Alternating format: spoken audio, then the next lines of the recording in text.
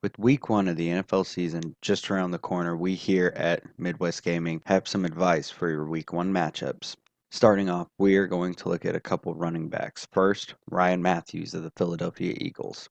He appears to be locked into a featured role, and he's going to benefit from Carson Wentz being forced to start earlier than expected, with Sam Bradford being traded to the Vikings. Matthews early in the season may actually act as a security blanket for Wentz. Wentz will be looking to make safe passes early this season. Matthews is going to benefit from those dink and dunk passes, swing passes out of the backfield. He also faces a very favorable matchup week one against the Cleveland run defense that is questionable at best. Next is Arian Foster. He faces a risky week one matchup going up against a Seattle defense that allowed the fewest points to opposing running backs last year. Foster is also coming off a torn Achilles and he's 30, and as we know, running backs seem to start their decline at the age of 30. With Foster's injury history and JJ lurking in the backfield, we could see Foster's carries limited throughout the season. He already faces a daunting task in week one going against the Seattle defense, so he's a risky play in week one. Next is Zach Ertz. Ertz could see a ton of targets week one with Carson Wentz starting. Joe Hayden's going to cover one of the few proven options at wide receiver for the Eagles, and that could force Wentz to opt in to throw short, safe routes, and Ertz could benefit from this greatly. And with new coach Doug Peterson having come over from Kansas City, Ertz could see a role similar to that of Travis Kelce's within the new Eagles offense. Antonio Gates.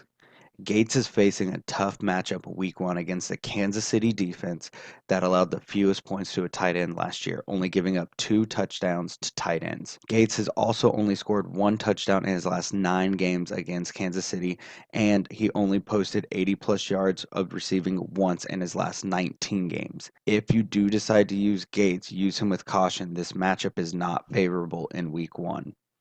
Amari Cooper. With the rise of Amari Cooper and Derek Carr as a great quarterback wide receiver combination, week one is looking to be a favorable matchup. The Saints defense allowed more than 26 points per game to opposing wide receivers in 2015. This, according to Pro Football References. With the potential of this game to turn into a shootout early, look for Oakland to throw early and often against a defense that was one of the worst pass defenses last year. And with very few options at wide receiver outside of Amari Cooper and Michael Crabtree, look for Derek Carr to target his favorite wide receiver, especially down in the end zone where a big body like Amari can position himself to get those touchdowns.